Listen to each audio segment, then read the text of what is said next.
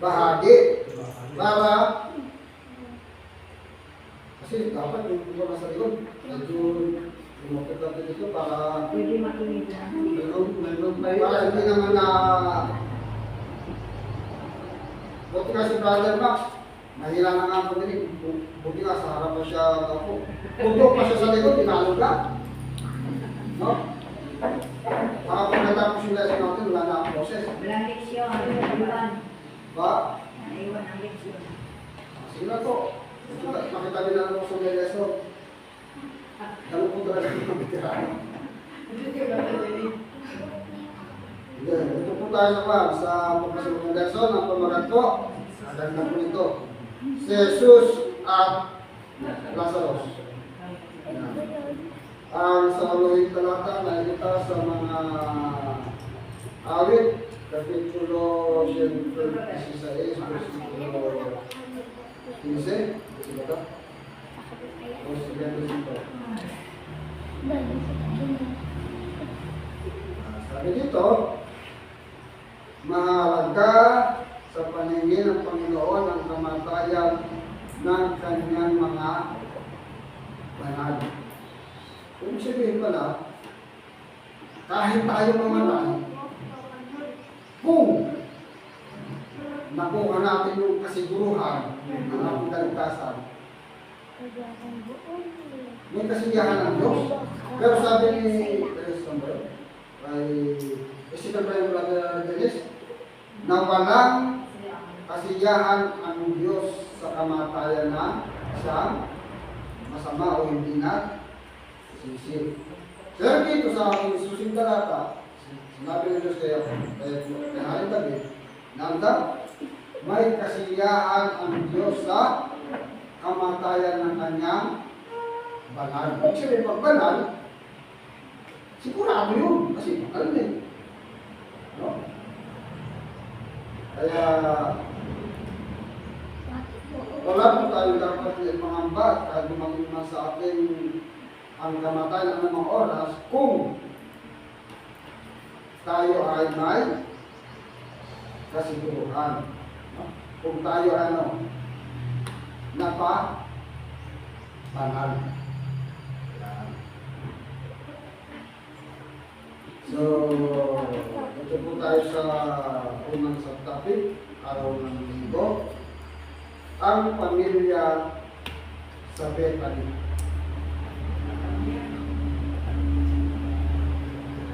Sa Tagalog, itaan niya, kasi hindi mo pinagtunda sa Tagalog. Tanong, anong mga uri ng alagad mayroon si Jesus sa bayan ng Bethania?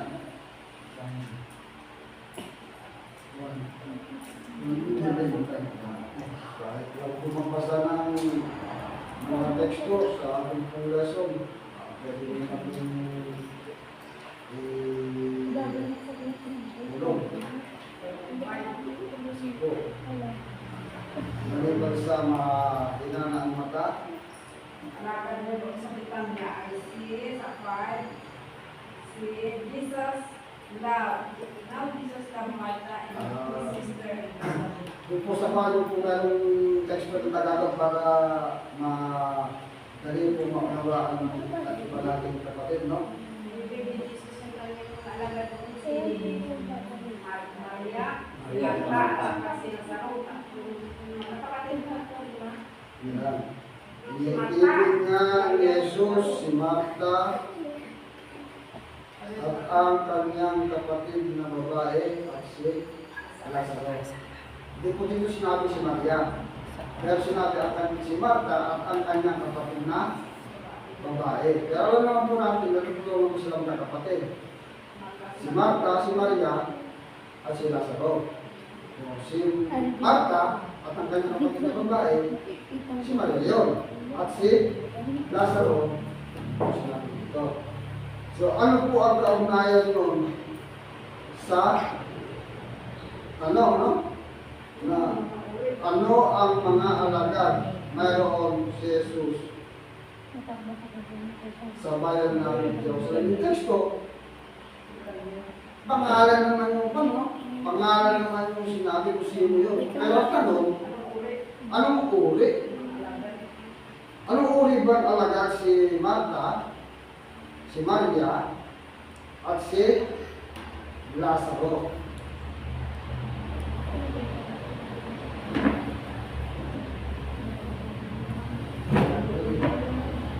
Mapayapa ang pamilya. Sila ay mapayapa na pamilya kasi sabi sa Laura, sa tahanan nila, nila ang kami, Maria at Lazaro. Sabi si Jesus doon nakakatagpo ng kapanahan. Sa kapayapa na upay hindi sa pamilya, hindi katulog. Yun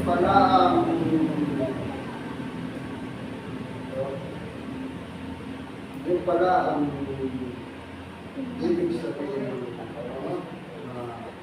May alagad doon sa Betanya, sa bayan ng Betanya si Jesus, na si Marta, si Maria at si Lazarus, na kung saan doon sa kanilang tahanan ay mayroong kapayapaan.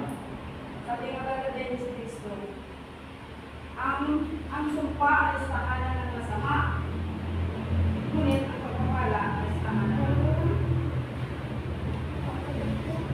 Kaya pala sa ating mga tahanan, kung may kabuluhan,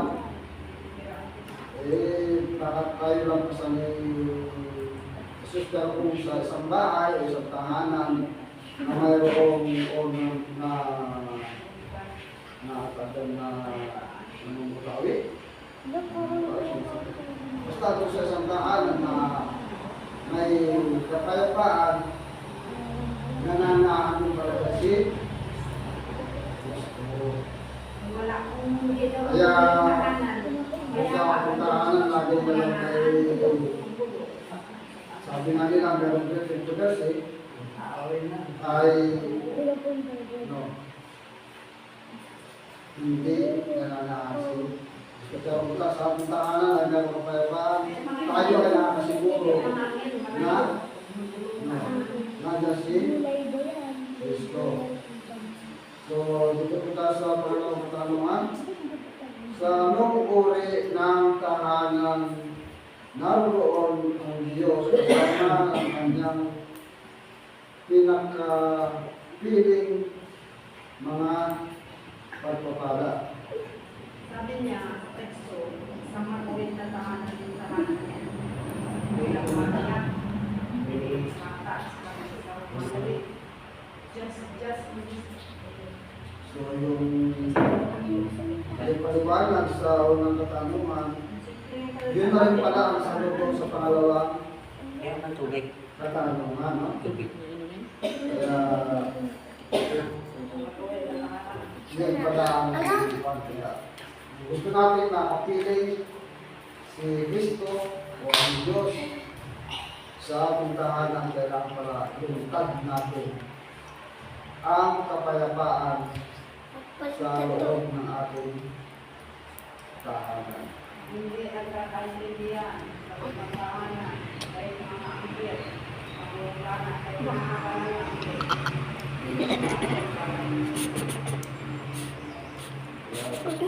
Paano ang pamumuhay ni Marta, ni Maria, Ate Becky, Lazaro, painom na espada ka na. Akin na espada. Akin na espada. para tayo ay siguro na ang Panginoon ay nakakasama. Ano niya? Kaya tama ka rin kanta, no? When Jesus in the family, happy home. Sa atin sa family, Diyan ka na lang kaya. tama ka rin kanta. Hello guys, like my channel.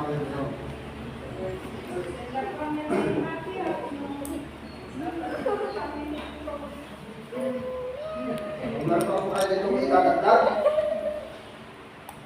Kaya ano, sabi natin yung aking nawawalan ano yung kapalipaan. Para wala kang Meron pa kayo itong tatanong?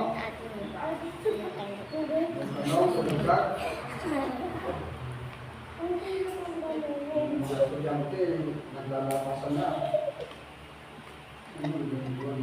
Ate, akin na. So, dito po tayo sa pangalaman Naalala kong topic. Araw ng Lunes. Si Lazaro ay nagkasakit.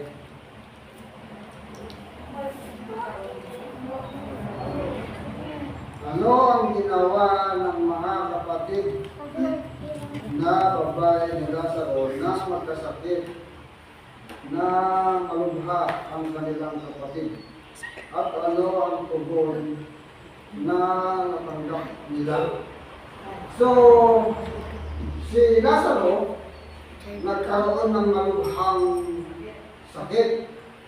So, sila yung tunay na kaibigan ni Kristo at sila may malalim na pananampalataya ay Kristo. Pininiwala sila na kayang pagalingin ni Kristo, ni Jesus, ang sakit ni Lazaro. Kaya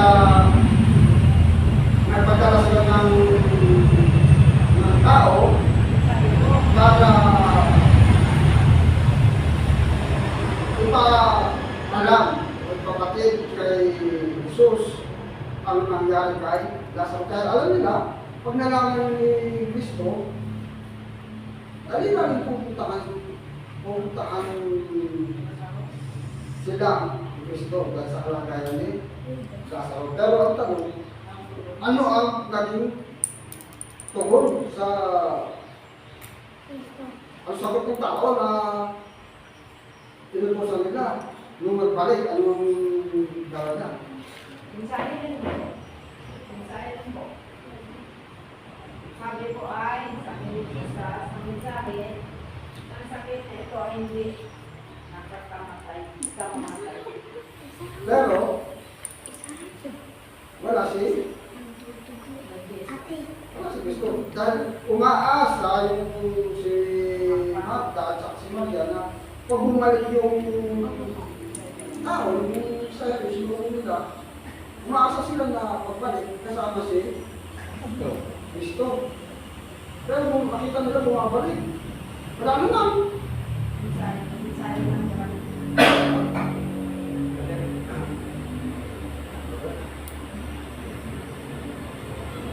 Actually, yung sagot na yun ng Panginoon, nagbigay ng aking pag-asa sa kanila. Kasi laman nila, si Kristo ay hindi lang sa isang ordinary tao, hindi sa isang mga propeta. Pagkaman po kayo ng Panginoon Diyos ay iwanan ng tumalon, iwanan ng tumalon sa ilan sa present day. Sa susunod na lesson natin yun, may pinapadayan ng kanyang pagiging Diyos. So, para sa kanila, sapat na yun na malaman nila mula kay Kristo na yung sakit pala ni Lazaro ay utasang bumalik. Kasi hindi kasi kamamatay. Kasi hindi siya kamamatay. Kaya parang, kasi ang purpose nila ng pagpapadala ng mensahe para ipaalam lang kay Kristo na may sakit yung kanilang kapatid. Okay, para nga sa kanila na sa Panginoon ang pupunta. Pero yung salita ng Panginoon na mensahe na pabalik sa kanila na yung sakit pala ni Lazaro ay hindi siya kamamatay. Sapat na sa kanila yung na hindi pala malala. Ibig sabihin, kasi mabubuhay pala yung kanila.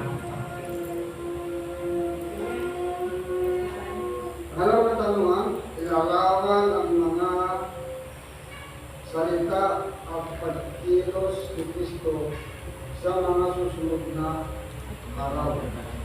So, dumating yung utusan, wala si Kristo, hindi kasama, at nagkaroon ng pag-alilangan ng kailangan kayo. Hindi na kapunta at wala si Kristo. So, ano yung parang yung sumunod na Parang nakalimutan si Jesus. Pero dalawang araw na kami pa, parang nalabas si Jesus. nung nagkasal si Kristo, alam niya yun.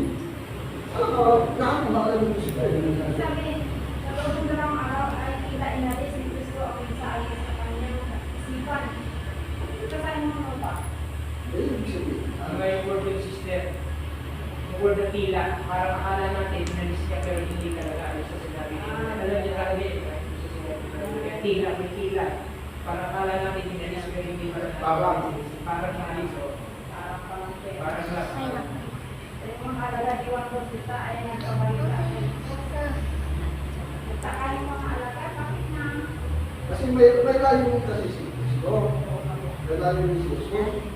Kung ba, katulad ko yung ano. Hindi siya kasi. Napapalong kanya. Layo mo niya. Para maliwanag pa natin. Dito ko tayo sa mga sa Martes. At ang ating pong oras ay laki pa po. Kaya po, ang bawat isa sana ay pwede po mag-share. Sa Tagalog, Gawin mo, brother, para makapagsalikahin nila. At may sila. Para sila makasagot. Para hindi ko siyempre, pagka sila ay kahit na tinatanong, di alam, kung ito sabihin, gusto yung bahagi, kapilintan. Kasi pagka tinawag mo, dito po tayo sa pang-atlong subtopic, ang kaibigan ay naging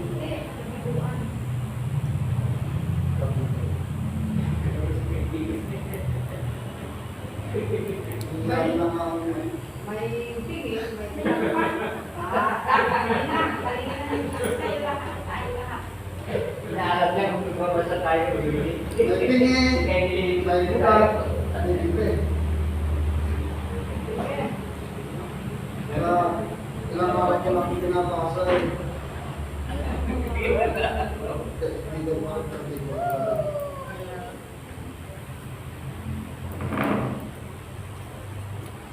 anong walang hanggang mensahe ang maaari natin patutuhanan sa kung paano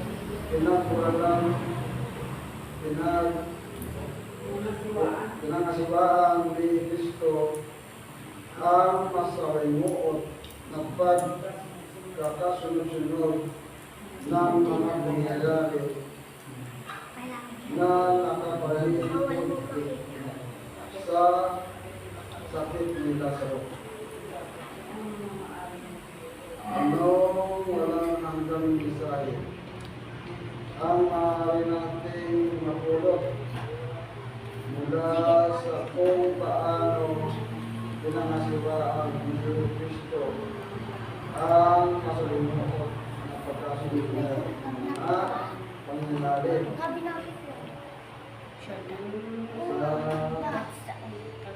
na nakapalibot sa sakit ni Lazaro. So, ano po ang sabi sa Juan 6.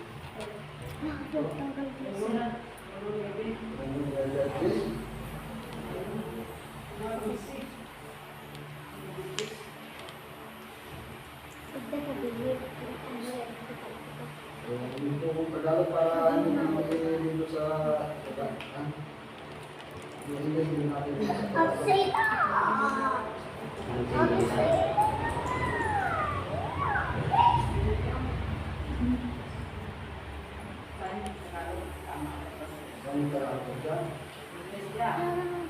Sumagot si Jesus, may 12 oras sa isang araw. Sa mga tao lumakad sa araw, hindi siya mag-isor. Dahil siya ay lumakad sa liwanag. Yes, sinong tao lumakad sa dilim, mag-isor, tambol. Dahil walang liwanag. So, ano po ang ibig sabihin nun? Pero sabi natin, kung ang tao ay nangyari ng mensahero, ang mensahe na kung ano nagdala, yun ay madaling namin na maniwala sa mga gawa-gawa na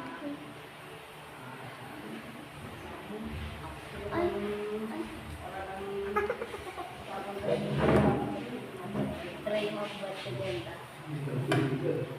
Ang sabi na, apang may araw, apang araw, trabaho tayo. Dahil dapat yung gabi, hindi na tayo makakagawa. Dapat pinanggilan ang mensahe. Tapos kung nagkakaroon ng galing na nila, hindi maniwala sa mga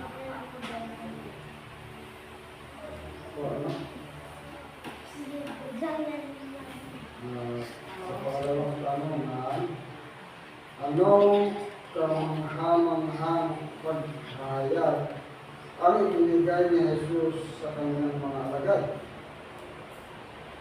Subalit paano nila binigyan ng kahulugan ang kanyang mga salita? So, ano ba sinabi ni Jesus? sabi ni Jesus, brother, basa. Ano ba sinabi ni Jesus sa kanyang mga alagad? Ang aking kaibigan ay panagigulol. Yan. Sabi daw. Hindi daw patayin, hindi daw tulog. Sa kung mga ano, kung yung apat na araw na yan, yung din, nakakaunat ko na yun.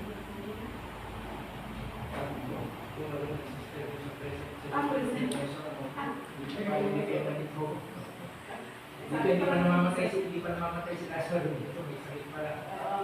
Sabi niya, nagtutulad sa mga tanong, na aking kaibigan sila sa ay natutulog. Ang tumugaw na tamang damdamin sa kanilang mga kaisipan sila ay naniniwala na si Kristo ay hindi nakalimutan ang kanyang paghihirap na kaibigan. Ito sa mga pa ay baliktad din.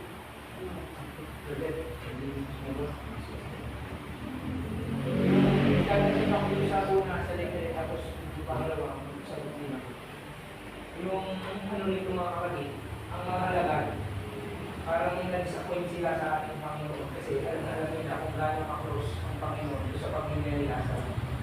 Pagkatapos nakita nila na ito ay parang tila baga 2 araw na parang hindi pumasok sa tingin nila, parang hindi pumasok sa isip ni Jesus yung kalagayan ni Lazaro. Parang tingin nila, parang disappointed sila, parang Ako kung klaseng kaibigan naman ito, parang walang pakialam doon sa kaibigan niya na may sakit.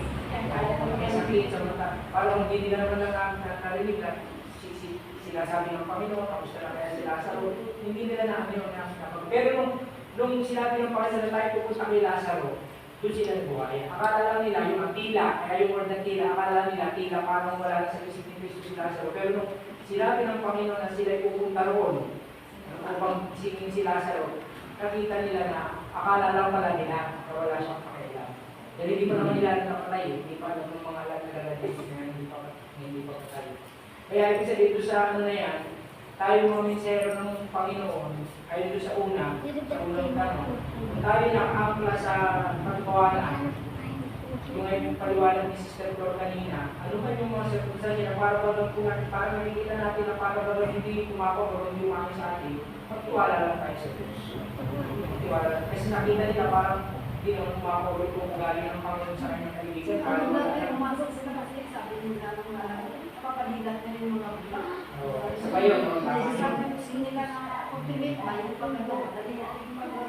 tapos parang ganito pa, Sister Flor. Porque pag ano, pagpapunta na Jesus ko na ano.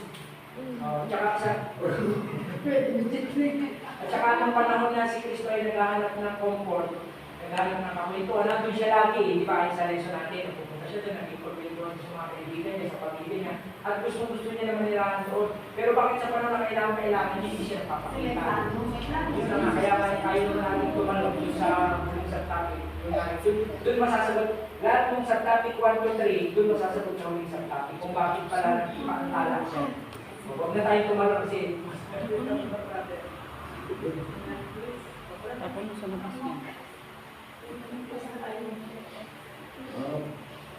May pangatong ba?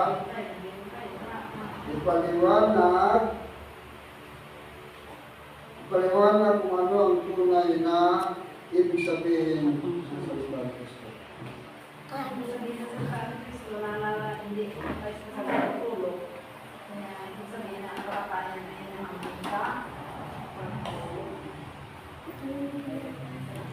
Kaya dito napakaganda mga kapatid. Alam niyo mga kapatid, ang ganda nitong ano na ito, itong pangatlong tanong nito, isipin natin.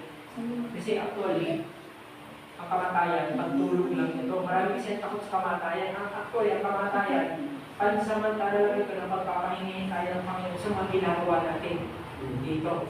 May taktak pa ng Brother Max kung saan yung pagpapahinga natin sa aking mga gawa, huli na naman niya tayong bibisingin. Kaya kung tutusin, hindi tayo dapat matakot sa kamatayan. Imagine yung paghihirap natin dito, pansamantala lang ng pagpapahinga ng Panginoon. Pag dumating na yung tamang oras, muli niyang babalik yung ating buhay at yung buhay na babalik niya sa atin, hindi na yung buhay na ipinagpahinga natin na puno ng pabigat, puno ng problema, puno ng kasalanan. Kaya yung nakakapagtataka, diba? Pag pinag-usapan ng kamatayan, maraming takot, hindi nila pagtulog lang pala yung pansamantala, pagpapahinga natin, sa gawa, hindi ito sa ibabaw lang. Kaya hindi masabi ng Ecclesiastes 9, ang taong patay, wala na siyang alam sa nangyayari sa ibabaw ng lupa. Ibig sabihin, pinagpahinga na siya sa lahat ng gawain dito sa lupa, pansamantala. Kaya tama talaga ng pagtulog. Kasi ang pagtulog, pagpapahinga lang at pag gumising ka, kaya nga yun ang pag-asa natin. Yung pag-gising dito, yung resurrection, at pabuhay na mabulit. Yung tayo gigisingin ng Panginoon.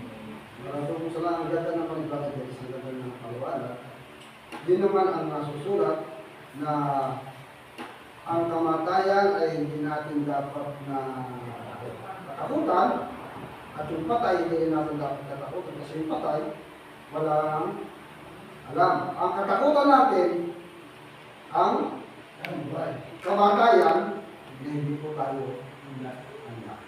Hindi po katakutan natin. Kaya siguro yung sinasabi ni Brother Dennis yung iba, takot mamatay dahil siguro na ramdaman nila na hindi pa sila handa. Pero kung ikaw ay handa na, tingnan mo yung mga pustol. Alam nila na mamamatay sila, pero masaya pa rin sila. Kasi, sabi nga ni Apostol Pablo, nakatago na ang kanyang kay Kristo. At siya ay maasa na pagdating ng sabi ng brother sa katulad oras, na siya ay mabubuhay para sa buhay na balang. Tayo po ang ating gawin sa tulong ng Panginoon at tayo po ay gumawa na may kasiguruhan para sa ating kaligtasan, para kung dumating sa atin ang kamatayan, hindi naman natin alam kung kailan, hindi po tayo makakaramdam ng anumang oras. Kasi nga, kung minsan, may natulog lang, hindi na na-ising. Wala naman sakit, wala naman dinaramdam. Natulog. Sa gabi, sa araw, hindi na na-ising.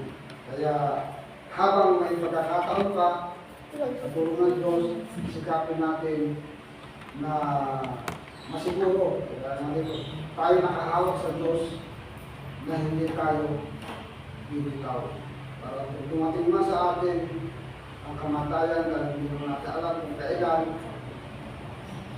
ay tayo ay naroon. Kasiguruhan at hindi tayo makapag. So dito po tayo sa pang-apat na subtopic. Maghihintay.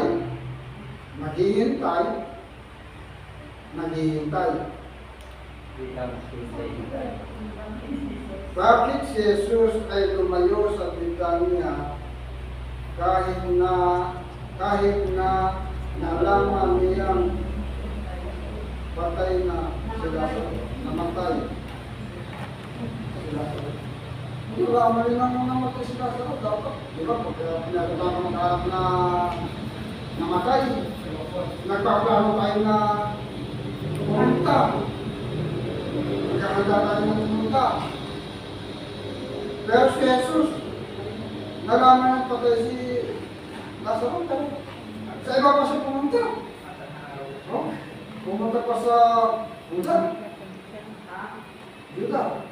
Ay, nayaan na pa yung kanyang mga alakad sa Juda. Nagtakatuloy yung kanyang mga alakad ba? Naman kanyang pinakamamahal na kaibigan eh. Kung sasama ko muna. Ang matindi pa rito, brother, ito. Kung nakasulat sa lesson, sabi rito, si Lazaro ay patay, ako'y nagagala, ako'y wala doon. Masaya pa ang pagpuno. Kasi kung nandun siya, hindi siya mamamatay. Kaya kung isipin natin, kung yung pala kung itong salita na ito ilalagay natin sa ating pananaw, ang isipin natin, parang klaseng Diyos yan. Parang walang pakialam na kaibigan, kapag mas masaya pa siya ng mga kayo pala, yun na, yung lalo. Kaya pala, yun. Tsaka sa susunod talata naman natin, may kagalakan ang Diyos sa pagkamatay ng kanyang mga anak. Kaya, sige, malalaman natin bakit magdala siya. Kaya, ang number place ba, nagpatuloy natin yung wala natin ba? Tumayo na nga, sabi nga ba din, may layo siya, bakit tumayo siya? So, gabi, ano ang dapat natin maunawaan sa paraan na pinahintulutan ng dakilang manggagamot si Lazaro ang kanyang kaibigan na nagkasakit at talagang namatay. Makamakal ng kaibigan, nalaman ng may sakit, pinabayaan niya pa hanggang sa namatay. Ayun kayo ba? Sinasabi mo rin tayo niya. Bakit? Dahil si Pinang ba, yung sutala, pumunta sa kanya, may sakit yung anak niya. Hindi naman siya sinasama siya sa bahay niya para magaling, pero hindi nga siya sumama. Sabi, sige, uwi ka na. Magaling na yan yung anak mo. O, pag uwi ng sundalo o kapitan, magaling niya, akala niya, magaling niya. Maraming mga tao, hindi pala. Sinalong siya ng kanyang kaibigan at sinabi, Panginoon, magaling niya ako. Anong oras mo na nakaramdam siya ng ginawa, nung sinabi doon, nakakanabi pero naalala niya, yun din yung oras na sinabi ng Kristo na magaling na ako. Pero dito, bakit nalaman ni Jesus na may sakit si Lazaro? Pinakamamahal niya pang kaibigan. Kung gustuhin niya, at hindi siya pumunta, gagaling. No? Pero, kaya sinabi ni Brother Teres kanina, nalugod pa si Jesus kung malaman niya namatay si Lazaro, nawala siya doon. No? Kung nato siya, wala man siya, namin man siya, wala siya doon. Kung gusto ni Jesus na lumay siya, gagaling siya. Pero sinabi niya pa, nalulugod pa siya. Nawala siya doon. No? Wala. So dito sa lesson natin, hindi lang siguro dalawa, kundi tatlong layunin ng Diyos. Bakit niya pinintulot na pumatay si Lazaro? Pagkaman alam niya, ito sa loob, alam niya lahat ng nangyari kay Lazaro. Dahil nasa kanya, sa kanyang tinatawag na doon, hindi pinakilala yung kanyang yung divinity na talagang alam niya yung tinatawag na pag-uwi. Una, ang layunin niya, subukin talaga yung pananampalataya sa kanyang mga kaibigan, yung dalawang kapatid ni Lazaro. Kaya sa panahon niya talaga, marami na naglalaro sa isip ng dalawang magkapatid. Una, kung talagang mahal ng kanilang kaibigan si Jesus ang kanilang kapatid, pupunta siya doon at hindi niya hayaan na mapasailalim sa kamatayan.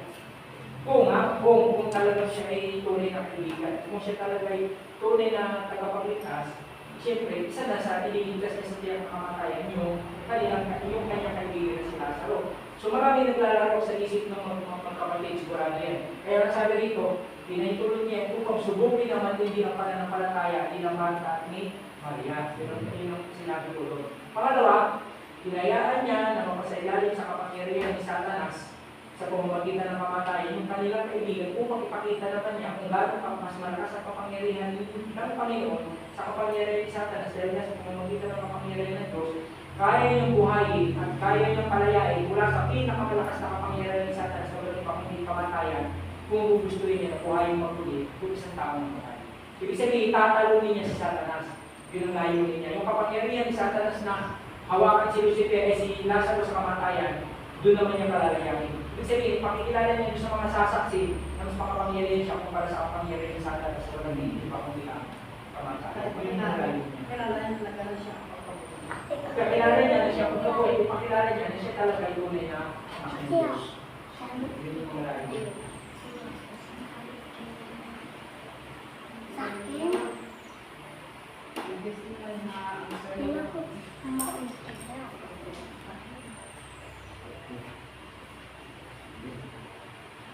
Ito po tayo sa panglimang topic. Hindi lagi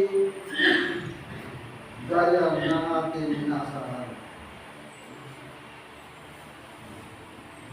Ano ang dapat nating palaging isalang-alang na may kinalaman sa pagkamatay ng matapat na mga lingkod ng Diyos. Hindi alintana kung paano ito nangyari. Magbigay ng halimbawa. I-text natin. Marami sa kanyang paningin ang kamatayan ng kanyang banal.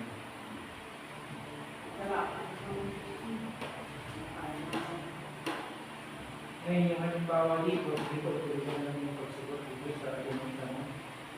Ang isang halimbawa dito mga kapatid na si Eliseo. Dito ako sa Elias at Eliseo. Si Elias, si Eliseo, si Elisha. Kung tutusin, pwedeng anong tawag dito, pwedeng magtampo si Elias, si Eliseo pala. Kung bakit pinitulog ng Panginoon na. Yung word dito, pansinin nyo, yung word dito sa komento, lingering illness. Pag sinabing lingering illness, nakaranas pala siya ng tumatagal na sakit. Hindi lang basta sakit na pangkaraniwan, hindi tumatagal na sakit, Brother Max. Ngayon, wala sanang problema yun kasi unang-una, kahit yung makaranas siya ng tumatagal na sakit, kung ang naging kapalaran sana niya, na nakita niya ikatulad kay Elias, siguro mamamatay siya ng payapa. Dahil nakita niya kung paano kunin si Elias doon sa ikatlong langit di ba? Nakita niya si Elias na sinakay sa isang karwahe, nag-aapoy at dinala sa langit. So, si Elias at si Eliseo, halos pareho lang naman sila kung pag-uusapan ng katapatan. Sa paggawa din ng himala, pareho rin sila. Pero ang tanong, bakit ipinahintulot ng Panginoon na si Elias ay umakit sa langit, samantalang si Eliseo ay mapasailalim sa kapangyarihan ng kamatayan? Kasi nga, titignan natin dito sa ating lesson, hindi katulad ng lagi nating inaasahan, hindi ba yan yung isang topic. Ibig sabihin, hindi natin pwedeng isipin na kung ano yung nangyari kay Pedro, mangyayari kay Juan. Kung ano yung nangyari kay Elias, mangyayari kay Eliseo. Iba-iba po kung mga ng Panginoon. Kasi yun nga, kung paano nakita natin na may mabuting layunin ng Panginoon kay Lazaro, bakit yung pinitulad ng kamatayan, ganun din ang asahan natin, ano man ang mangyari sa atin, lagi natin isipin na may mabuting panukala. Bakit ko sinabi ito? Kasi nakaka-relate po ako rito. Base sa aking karanasan sa mga kapatid, marami rin sana ako natalungan sa Panginoon. Sa totoo lang, marami akong natalungan sana sa Panginoon. Pero dahil hindi ko hinayaan nyo dahil mag-create ko ng pag-aalinlangan sa Diyos, basta inisip ko, Panginoon, siguro kaya pinahintulog ko ito makabubuti para sa akin. Kasi unang tanong, nakakatulong naman siya sa gawain. Kahit may sakit na siya, isasama ko pa sa isasama ko sa gawain. At nakita ko naman din na masipasok din siya. Pero ibig sabihin, marami akong gusto itanong sa Panginoon eh. Pero alam niyo mga kapatid, ang pumasok sa isip ko, ito ang papahintulad mo, ito ang paparaanin mo para mas magtibayan ako sa kanyang kalagayan. Mangyari nawa. Yun na lang. Kasi kung kahit iturutan ko yung tanong, alam nyo, dadalhin ako dito sa patalim ng discouragement. Yan, magdududa ka. Kaya napakaganda ng karanasan ni si mga kapatid para sa kanya, hindi siya na naghiling na bakit si Elias dinala ko sa langit, hindi nakita ng mga tayo. Kumantala ako bakit pinitulog ako na hindi pumasok sa isip niya yung mga kapatid. Ipinagkatiwala lang niya sa Panginoon ako. naman kayo tulungan ng Panginoon at ang maging po ng masaya. Mamamatay ako na, sabi nga, and their labors follow them. Yung kanilang pagpapagal ay susunod sa kanila sa kanilang kamatay. Kamay sabi ni Brother Benny kanina, pag namatay tayo na handa, wala tayo natatakot. Kaya patay, dahil lang natin pagpapahinga lang, pansamantala lang.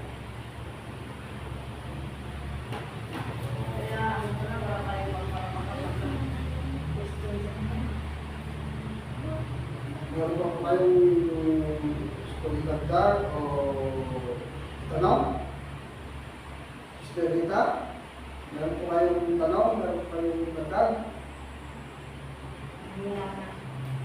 Ayun na. Dito pala rin. Kaya na, sabi ni Sister Rita, malinaw na. Gano'n pa ang palilinawan niya dito. Para katanungan. Anong mga pangyayari ang naganap sa Britanya bago dumating si Jesus? At sino ang mga naroon nang siya ay dumating?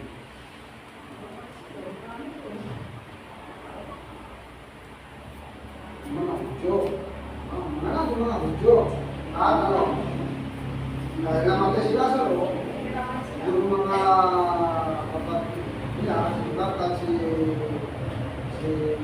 Maria, ay ano, inaalim ng mga Hudyo. Yun yung pagko nung yun yung mga mangyayari bago dumating si Jesus sa Britanya.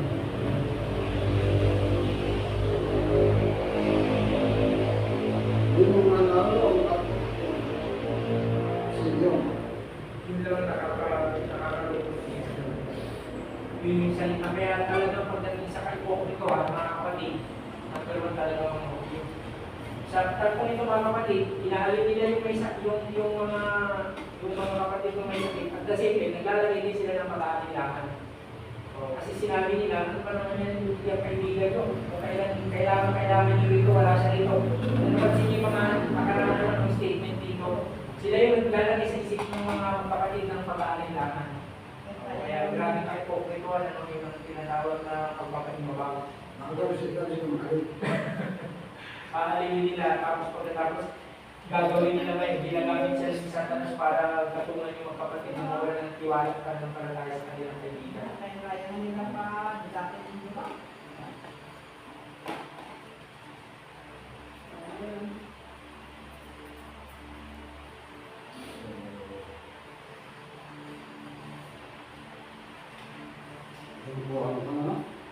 Ang mga pangyayari bago dumating si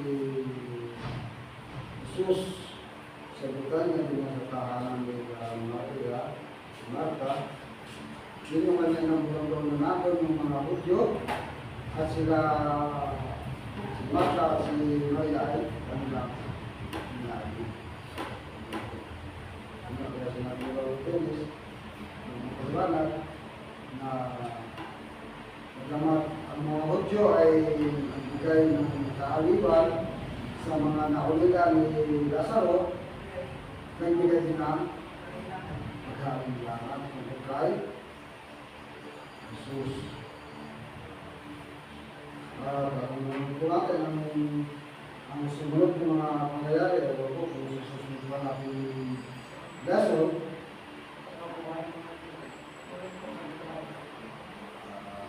sila na si Lazaro ay dinuhay ni Kristo.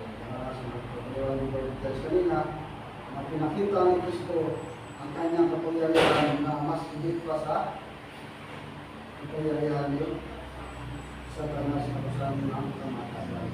Si Jesus ang buhay, si Satanas ang kamatayan. Pero ang kamatayan ay kayang talunin ng kapangyarihan ni Jesus sa siya. Sabi nga, di ba, sabi sa mga representante mga lesson, na si Jesus ang buhay. Sabi nga, ibibigay kayo sa gusto niya pagbigyan. At yung buhay na kanyang binigay ay every na kapangyarihan ito ay bawiin.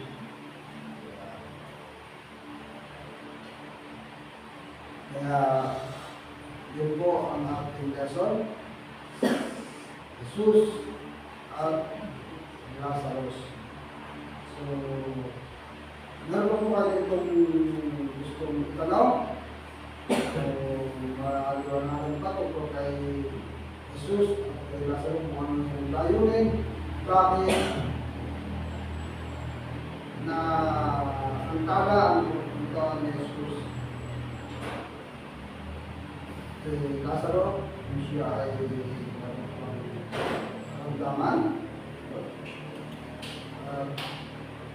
Ano yung layunin ng ating Panginoon? Meron po kayo itong katanungan o gusto pang dagdag? So, kung wala na po, dito po nakatapos ang ating lesson.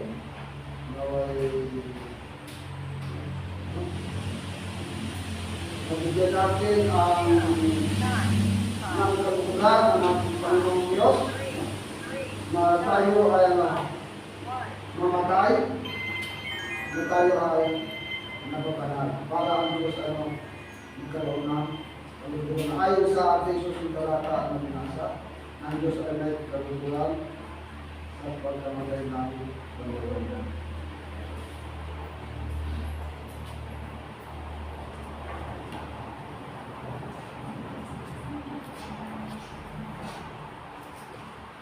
So, ano po yung amita?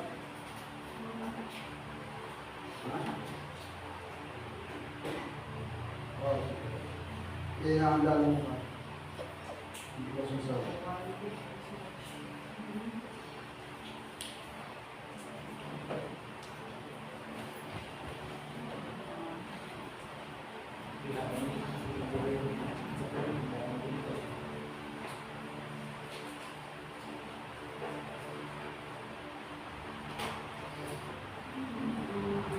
So, habang naghahanap po ng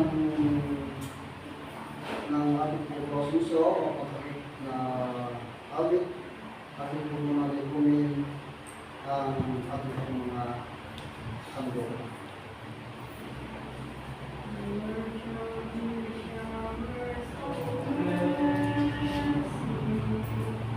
This is the promise of God. There shall be seasons of blessing, and from the Savior showers of blessing, showers of blessing we need. Mercy drops down as our falling, but for the showers. So, ngayon natin kung tayo pa. Pagkakit na arin para yung pag-inasa ko kung kasi na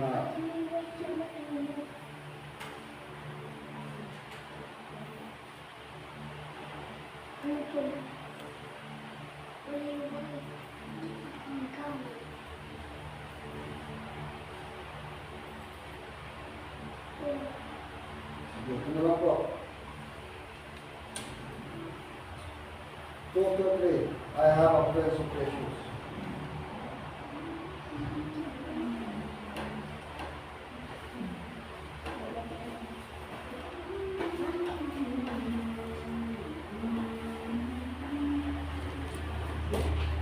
So, yun na po lang sa pagtayo. At sa ating pagtakit ng mga na kawin. At ang pagtakit na panalangin, ating Panguna ni Brother Max. Brother Max,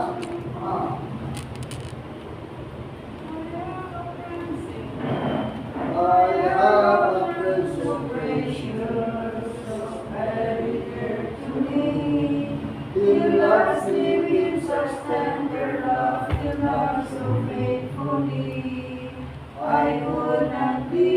far from me, my love to deny. And so we dwell together, my Lord and I. Sometimes I'm faint and weary, knows that I am weak.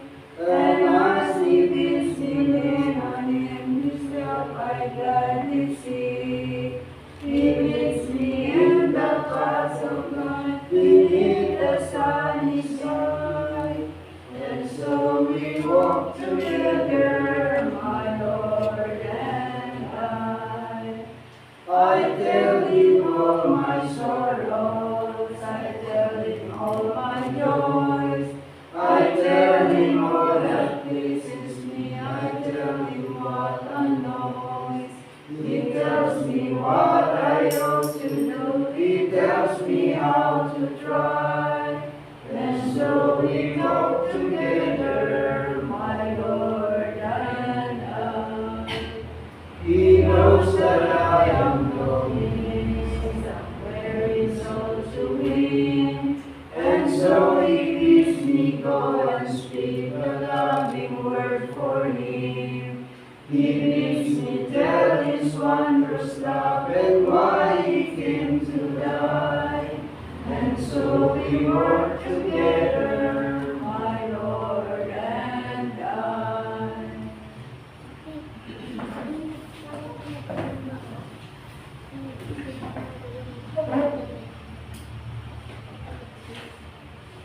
Panginoon, para na ang taon na lumalapit po kami na mayroon pagkamuka. Nakalupoy sa araw na ito, yung sarap na ito, pag-tuyo, sinangyay basta-basta po aming pag-aralan ko, lalo na po ang mamumulong sa ito, ang mga brothers, ang mga kapatiran, ang mga sabi ko yung na umalagat na inform nito. Ay kayo po ang takatuloy, nagbibigay handa sa amin ng magandang matabalita. Panginoon, maraming salamat sa ating kailangan at sa ating mata. Kayo sa ating mga pagkakita. At ang mayroon po kami sa mga maraming kahapon sa pangalan po nito. Amen.